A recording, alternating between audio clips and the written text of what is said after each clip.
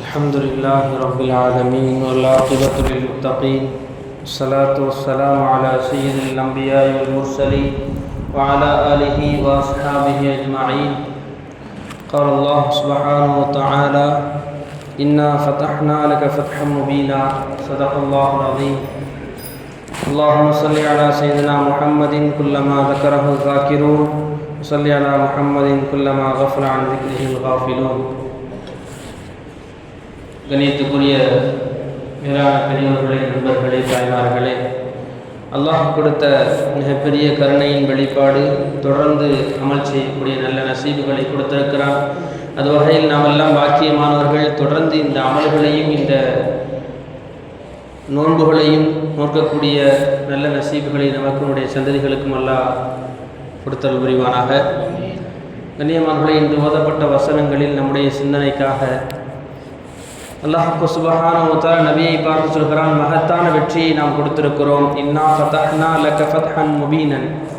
மகத்தான வெற்றியை நாம் உங்களுக்கு கொடுத்திருக்கிறோம் என்ற வசனத்தை அல்லாஹ் சொல்லி காட்டுகிறான். இந்த ஆயத்து எப்பொழுது இறங்கியது, அப்போது நடந்த சம்பவங்கள் என்ன, எதனால் அல்லாஹ் சுப்ஹானஹு வ தஆலா அதை மிகப்பெரிய வெற்றி என்று சொன்னான் என்ற வரலாற்று நிகழ்வுகளை இன்ஷா அல்லாஹ் இன்று நாம் பார்க்க இருக்கிறோம். நபி ஸல்லல்லாஹு அலைஹி வஸல்லம் அவர்கள் மக்காவில் இருந்து மதீனாவுக்கு ஹிஜ்ரத் செய்த சம்பவங்கள் எல்லாம் நமக்கு தெரியும். அன்றிலிருந்து கிட்டத்தட்ட 6 வருடங்களுக்கு பிறகு மதீனாவுக்கு சென்று 6 வருடங்களுக்கு பிறகு நபி அவர்களுக்கு மக்காவை தரிசிக்க வேண்டும், உம்ராவை செய்ய வேண்டும் என்ற எண்ணங்களோடு தன் சஹாபாக்களோடு புறப்பட்டு வருகிறார்கள். வருகின்ற பொழுது ஹுதைபியா என்ற ஒரு இடத்திலே தடுக்கப்படுகிறார்கள். மக்காவாசிகளால் தடுக்கப்படுகிறார்கள். மக்காவாசிகள் சொல்றாங்க, நீங்க என்ன செய்யக்கூடாது, நீங்கள் மக்காக்குள்ள வரக்கூடாது. நபி அவர்களையும் சஹாபாக்களையும் தடுக்கிறார்கள். நீங்கள் ஹுதைபியாவிலே இருந்து விட வேண்டும், அங்கிருந்து அப்படியே திரும்ப போயிடணும். என்ன செய்யக்கூடாது, நீங்கள் மக்காவிற்குள் நுழையக்கூடாது. இந்த வாசகங்களை எல்லாம் கேட்ட பிறகு கூட இருந்த சஹாபாக்கள் கடுமையான கோபத்துக்கு ஆளாகிறார்கள். சொந்த ஊர் எனக்கு ஏன் சொந்த ஊர், ஏன் ஊருக்குள்ள வரக்கூடாதுன்னு சொல்றதுக்கு நீ யாரு? யோசனை பண்ணி பாருங்க. இங்கேயே நம்மளை ஸ்டாப் பண்ணா, வெளியூர்ல இருந்து ரொம்ப வருஷம் கழிச்சு வரோம், வெளிநாட்டுக்கு போயிட்டு வரோம், நீங்க இந்த மாதிரி ஜமாத்துக்குள்ள வரக்கூடாது, எப்படி இருக்கும்? இத்தனைக்கும் வீரம் செறிந்த சஹாபாக்கள். ஹஜ்ரத் உமர் ரலியல்லாஹு அன்ஹுவுக்கு கடுமையான கோபம் வருகிறது. என்ன ஊருக்குள்ள வரக்கூடாதுன்னு சொல்றதுக்கு இவங்க யார்? நபியிடத்திலே போய் கேட்கிறார்கள், யார் ரசூலல்லாஹ், நாம் உண்மையிலேயே சத்திய மார்க்கத்தில் இருக்கின்றோமா? உண்மையிலேயே சத்திய மார்க்கத்தில் இருக்கின்றோமா? ஆமா. அவர்கள் பாத்திலில் இருக்கிறார்களா, தவறான கொள்கையில் இருக்கிறார்களா? ஆமா. நாம இந்த நிலையில போர் செஞ்சு நம்ம இறந்து போயிட்டா சொர்க்கத்துக்கு போவோமா? ஆமா. அவங்களை நம்ம கொன்று விட்டால் அவர் நரகத்துக்கு சென்றுவார்களா? ஆமா. அப்புறம் ஏன் செய்ய மாட்டேங்கிறீங்க? நபி சொன்னார்கள், இன்னி ரசூலுல்லாஹ் லா யுதையிஉன்னல்லாஹ், நான் அல்லாஹ்வுடைய ரசூலாக இருக்கிறேன், அல்லாஹ் நம்மை வீணடிக்க மாட்டான் என்பதாக சொல்லி அனுப்பிவிடுகிறார்கள். ஹதரத் உமர் அவர்கள் இந்த கோபம் தாங்க முடியாமல் மீண்டும் ஹதரத் அபூபக்கரிடத்திலே செல்கிறார். இதே போன்ற விஷயங்களை பேசுகிறார். நாம் யார், ஹக்கில் இருக்கிறோமா இல்லையா? நபியிடம் என்ன பேசினாரோ எல்லா வார்த்தைகளையும் ஹதரத் உமர் ரலியல்லாஹு அன்ஹு அபூபக்கரிடத்திலே பேசுகிறார்கள். ரலியல்லாஹு அன்ஹு ஹதரத் அபூபக்கர் சொன்ன வார்த்தை என்ன தெரியுமா? இன்னக ரசூலுல்லாஹ், அவர்கள் அல்லாஹ்வுடைய ரசூல், அவர்களை அல்லாஹ் நம்மை வீணாக்க மாட்டான் என்ற வார்த்தைகளை அவர்களும் சொல்கிறார்கள். இது போன்ற ஒப்பந்தங்கள் கையொப்பமாகிறது. ஹஜ்ரத் அலி அவர்கள் அதை எழுதுகிறார்கள். நாங்கள் இனிமேல் செய்யக்கூடாது, நீங்கள் இந்த வருஷம் மக்காவுக்கு வரக்கூடாது, உம்ராக்காண்டி வரக்கூடாது, அடுத்த வருடங்கள் தான் நீங்கள் வரணும் என்பதாக ஒப்பந்தங்கள் எழுதப்படுகிறது. நபி ஸல்லல்லாஹு அலைஹி வஸல்லம் அதிலே முத்திரையிடுகிறார்கள். உம்ராக்குன்னு போயிட்டு உம்ரா செய்யாமல் திரும்பக்கூடிய சூழ்நிலை ஏற்பட்டுச்சுன்னா இஸ்லாமிய ஷரியத்துடைய சட்டத்தின்படி என்ன செய்யணும்? அந்த இடத்திலேயே இஹ்ராமை களைந்து முடிகளை களைந்து கொண்டு போன பிராணிகளை அறுத்து பலியிட்டு விட்டு வர வேண்டும். நபி ஸல்லல்லாஹு அலைஹி வஸல்லம் சொல்கிறார்கள், இஸ்லாமிய ஷரியத்தை சொல்கிறார்கள், எல்லோரும் என்ன செய்யுங்க, உங்கள் இஹ்ராம்களை களைந்து கொண்டு நார்மல் ட்ரெஸ்ஸுக்கு வந்துடுங்க. உங்கள் முடிகளை மணித்து கொள்ளுங்கள். நீங்கள் கொண்டு வரக்கூடிய பிராணிகளை அறுத்து பலியிடுங்க. சஹாபாக்களுக்கு இந்த விஷயத்தை தாங்கிக் கொள்ள இயலவில்லை. அது எப்படி? ஊருக்குள்ள போகக்கூடாதுன்னு சொன்னதே தாங்கிக் கொள்ள முடியல, அதுல குற்ற பரிகாரம் வேற செய்யணுமா? சஹாபாக்கள் எல்லாம் நபியுடைய கருத்தை கேட்டுவிட்டு அமைதியாக இருக்கிறார்கள், செயல்படுத்தவில்லை. என்ன செய்யறது? நபி ஸல்லல்லாஹு அலைஹி வஸல்லம் நீண்ட யோசனைகளில் அமர்ந்திருக்கிறார்கள். எப்பொழுதுமே நபியுடைய வளமை என்னவென்றால், தன்னோடு தன்னுடைய மனைவிமார்களில் யாராவது ஒரு நபரை அழைத்து செல்லக்கூடிய பழக்கம் நபி ஸல்லல்லாஹு அலைஹி வஸல்லம் அவர்களுக்கு இருந்தது. அந்த நேரத்தில் உம்மு ஸலமா ரலியல்லாஹு அவர்கள் நபியோடு இருக்கிறார்கள். நபி ஸல்லல்லாஹு அலைஹி வஸல்லம் அவர்களிடத்திலே சொன்னார்கள், யா ரசூலுல்லாஹ், நீங்கள் சொன்ன வார்த்தைகளுக்கு பிறகு சஹாபாக்கள் யோசித்துக் கொண்டிருக்கிறார்கள், இன்னும் அதை செயல்படுத்தவில்லை என்று நீங்கள் கவலைப்படுகிறீர்கள், அது புரிகிறது. நபியே, நீங்க முதல்ல இஹ்ராம் கழட்டுங்க, நீங்க முதல்ல மொட்டையடிங்க, நீங்க முதல்ல கொண்டு வந்த பிராணியை அறுத்து பலியிடுங்கள். நபி ஸல்லல்லாஹு அலைஹி வஸல்லம் தன் மனைவி சொன்ன அந்த யோசனைகளின்படி உடனடியாக இஹ்ராமை களைந்தார்கள், மொட்டையடித்தார்கள், தான் கொண்டு வந்த பிராணியை அறுத்து பலியிட்டார்கள். பார்த்த சஹாபாக்கள் எல்லாம் உடனடியாக அதை செய்து விட்டார்கள். இந்த நிகழ்வுகளுக்கு பிறகு மீண்டும் மதீனா நோக்கி செல்லப்படுகிறது. செல்லுகின்ற பொழுது அல்லாஹ் இந்த வசனத்தை இறக்குகிறான், இன்னா ஃபதஹ்னா லக ஃபத்ஹம் முபீனா. இந்த முழு சூறாவும் இறங்கப்படுகிறது. நபி ஸல்லல்லாஹு அலைஹி வஸல்லம் இந்த ஆயத்து இறங்கிய பிறகு, இந்த சூரா இறங்கிய பிறகு ஹதரத் உமர் எங்கே என்பதாக தேடி கூட்டு வர சொல்லி இந்த முழு சூறாவையும் ஒதுக்கி காமிச்சாங்க.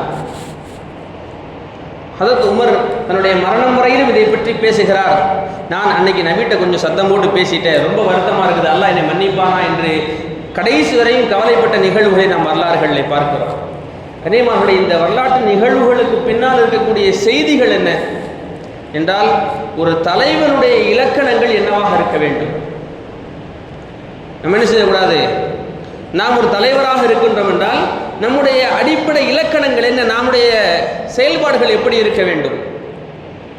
நபி ஸல்லல்லாஹு அலைஹி வஸல்லம் இந்த ஹுதைபியாவுடைய நிகழ்வுக்கு பிறகு, இந்த கையொப்பம் விட்டதுக்கு பிறகு நடந்த சம்பவங்களை நாம் பார்த்தோம் என்று சொன்னால், கூட்டம் கூட்டமாக இஸ்லாத்தை நோக்கி மக்கள் வருகிறார்கள். முதல் விஷயம். இரண்டாவது, இந்த மக்கா குஃபார்களை பற்றி நபி அவர்களுக்கு கவலை இல்லாமல் ஆகிவிட்டது. ஏன்னா எப்போ இவங்க சண்டைக்கு வருவாங்கன்னு தெரியாது, எப்போ ஏதாவது செஞ்சிருவாங்களோ அப்படிங்கிற யோசனையிலே இருந்தவங்க. ஒப்பந்தங்கள் கையொப்பமாகிறது, இன்னும் நாங்கள் என்ன செய்ய மாட்டோம், ஒரு 2 வருஷத்துக்கு போர் செய்ய மாட்டோம், ஒப்பந்தம் கையெழுத்தாயிருக்குது. அதனால இந்த ஒப்பந்தத்துடைய கையெழுத்துகளுக்கு பிறகு நபி ஸல்லல்லாஹு அலைஹி வஸல்லம் ஏராளமான நாடுகளுடைய மன்னர்களுக்கு கடிதம் எழுதினார்கள். நீங்க என்ன செய்யுங்க, இஸ்லாத்தை ஏற்றுக்கொள்ளுங்க. ஏன்னா இதை பத்தி கவலைப்பட வேண்டிய தேவையில்லை, இவங்க போருக்கு வருவாங்க பயப்பட வேண்டிய அவசியம் இல்லை, அதற்கான முன்னேற்பாடுகள் செய்ய வேண்டிய தேவையில்லை. நபி ஸல்லல்லாஹு அலைஹி வஸல்லம் தூர தேசங்களுக்கு கடிதம் எழுதினார்கள். இன்ஷா அல்லாஹ் வாய்ப்புகள் இருந்தால் நபி எழுதிய கடிதங்கள் மட்டும் என்று ஒரு தராவி கிட்டத்தட்ட 27 நாள் பேசலாம். ஒவ்வொரு நாளும் ஒரு அரசருக்கு கடிதம் எழுதினா சொல்லி அவ்வளவு கடிதங்கள் எழுதினார்கள். இஸ்லாம் பரவிக்கொண்டே வந்தது. இன்னொரு பெனிஃபிட் என்னன்னு சொன்னா, மக்கால முஸ்லிமான எல்லா மக்களும் காஃபிர்களோடு சேர்ந்திருந்தார்கள். ஆனால் காபாவுக்கு சென்று அமல் செய்ய முடியாமல் இருந்தது. இந்த நிகழ்வுக்கு பிறகு என்ன செய்யப்பட்டுச்சு? எல்லாரும் சகஜமாக ஆனாங்க. காபாவுக்கு எல்லாரும் போய் அமல் செய்ய முடிஞ்சு. இந்த நிகழ்வுகளை எல்லாம் வரலாற்று ஆசிரியர்கள் பதிவு செய்கிறார்கள். ஒரு தலைவனின் இலக்கணமாக இந்த விஷயங்கள் என்னன்னு சொன்னால், ஒரு தலைவன் அப்போதைக்கு என்ன என்பதாக யோசித்து முடிவெடுக்காமல் தூர நோக்கு சிந்தனைகளோடு முடிவெடுக்க வேண்டும் என்பதை நபி ஸல்லல்லாஹு அலைஹி வஸல்லம் ஆழமாக இந்த உம்மத்துக்கு சொல்லித் தருகிறார்கள். தலைவர் சொன்னோன்னு எல்லாரும் இவரை பார்க்கக்கூடாது, இவங்க இப்படி தலைவர், அப்படி இல்லை. தலைவராக எங்கெல்லாம் இருக்கப்படுகிறதோ, நான் ஒரு நிறுவனத்துடைய தலைவர், இவங்க பள்ளிவாசலுடைய தலைவர், அவர் அந்த நிறுவனத்துடைய அந்த மெடிக்கலுடைய தலைவர், இவர் இந்த ஸ்கூலுடைய தலைவர், அவர் அந்த நிறுவனத்துடைய தலைவர். அப்படி என்றால் நான் என் வீட்டுக்கு தலைவர். கடைசி பட்சத்தில் நான் என் வீட்டுக்கு தலைவர். என்னுடைய அடிப்படை எப்படி இருக்க வேண்டும் என்றால், என்னுடைய முடிவுகளுக்கு பின்னால் தூர நோக்கு சிந்தனைகள் இருக்க வேண்டும். கோபங்களில் முடிவெடுக்கக்கூடாது. கோபமான நேரத்திலே சஹாபாக்களை எப்படி நபி ஸல்லல்லாஹு அலைஹி வஸல்லம் ஹேண்டில் பண்ணாங்க என்ற விஷயங்களை எல்லாம் அழகாக சொல்லித் தருகிறார்கள் நபி ஸல்லல்லாஹு அலைஹி வஸல்லம் அவர்கள். ஆகவே இந்த வரலாற்று நிகழ்வுகளுக்கு பின்னால் நாம் நம்முடைய குடும்பங்களுக்கு, அதே நேரத்தில் உம்மு சலமாவுடைய மஷோராவை நபி ஸல்லல்லாஹு அலைஹி வஸல்லம் ஏற்றுக்கொண்டார். ஒரு பெண்மணியுடைய தன் மனைவியுடைய மஷோராவை நபி ஸல்லல்லாஹு அலைஹி வஸல்லம் ஏற்றுக்கொண்டார்கள். பொதுவாகவே பழக்கங்கள் நம்ம ஊர்களில் பெண்கள் சொன்னால் கேட்டுக்கிட வேண்டியதை நம்ம முடிவெடுத்துக்கணும் என்ற வாசகம் பரவலாக பேசப்படுகிறது. கொஞ்ச நாளைக்கு முன்னால் எப்படின்னு சொன்னால் பெண் புத்தி புத்தி பின் புத்தி அப்படின்னு சொல்லுவாங்க. அப்படி இருந்த காலம் போய் அதெல்லாம் ரொம்ப பெண்களை வந்து தரக்குறைவாக பேசுகிற மாதிரி இருக்குது, அப்படிலாம் செய்யக்கூடாது இனிமேல். அதுக்கப்புறம் என்ன வந்துச்சு, மஷூரா கேட்டுக்குங்க, ஆனால் முடிவு நீங்கள் எடுத்துக்கு. கண்ணியமானவர்களே, நபி ஸல்லல்லாஹு அலைஹி வஸல்லம் தன் மனைவியோடு எப்படி நடந்து கொள்ள வேண்டும், ஒரு குடும்ப தலைவனாய் நபி ஸல்லல்லாஹு அலைஹி வஸல்லம் சொல்லி காட்டினார்கள். இந்த இக்கட்டான சூழ்நிலைகளில் சில நேரங்களில் அவருடைய மஷூராக்களை அப்படியே ஏற்றுக்கொள்ள வேண்டிய நிர்பந்தங்களும் இருக்கிறது நமக்கு.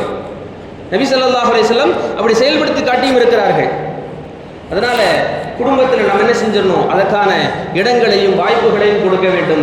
அதே நேரத்தில் இந்த நான் அஜித் சொல்லிட்டாரு, அதனால் இனிமேல் நான் சொல்லதான் நீங்கள் கேட்கணும் அப்படின்னு தாய்மார்கள் ஆயிடக்கூடாது, ஃபெமினிசம் பேசிடக்கூடாது, பெண்ணியவாதம் பேசிடக்கூடாது. கண்ணியமானவர்களே, இந்த உலகத்தில் இன்று பெண்களுக்கு எல்லா உரிமைகளையும் நாங்கள் பெற்றுக் கொடுக்க போராடுகிறோம் என்று சொல்லக்கூடிய எல்லா இயக்கங்களும் ஒரு விஷயத்தை மறக்காமல் செய்கிறது. ஆண்கள் என்னென்ன தவறுகள் செய்து கொண்டிருக்கிறார்களோ எல்லா தவறுகளையும் பெண்களையும் செய்ய வைத்தே ஆக வேண்டும் என்ற நிர்பந்தங்களில் தள்ளுகிறது. நல்ல விளங்கிக்கணும். பெண்களை எல்லா துறைகளிலும் நாங்கள் கொண்டு சேர்ப்போம் என்று முன்னெடுத்த இயக்கங்கள் எல்லாம் இன்று பெண்களை ஆண்களை போன்று எல்லா தவறுகளையும் செய்ய வைப்போம் என்ற இடத்துக்கு தான் தள்ளியிருக்கிறது. அதனால இங்கே பெண்கள் சிறந்தவர்களா ஆண்கள் சிறந்தவர்களா என்பது அல்ல. நபி ஸல்லல்லாஹு அலைஹி வஸல்லம் இக்கட்டான சூழ்நிலைகளில் தன் மனைவிமார்களுடைய ஆலோசனைகளையும் கேட்டு செயல்படுத்தி இருக்கிறார்கள் என்பதை இங்கு இருக்கக்கூடிய ஆண்களாகிய நாம் தெரிந்து கொள்ள வேண்டும் என்பதுதான் இந்த வரலாற்று பின்னணியில் இருக்கக்கூடிய மிகச்சிறந்த ஒரு படிப்பினையாக நாம் எடுத்துக்கொள்ள வேண்டும். அல்லாஹ் சுப்ஹானஹு வ தஆலா வரலாறுகளில் இருந்து படிப்பினை எடுத்து செயல்படக்கூடிய தூர நோக்கு சிந்தனையோடு போராடக்கூடிய மக்களாக நம்மையும் நம் சந்ததிகளையும் நம்ம ஈன்றெடுத்த பெற்றோர்களையும் ஆக்கியது புரிவானாக. ஆகிரு தஅவானா அல்ஹம்துலில்லாஹி ரப்பில் ஆலமீன். அஸ்ஸலாமு அலைக்கும் வரஹ்மத்துல்லாஹி வபரகாத்துஹு.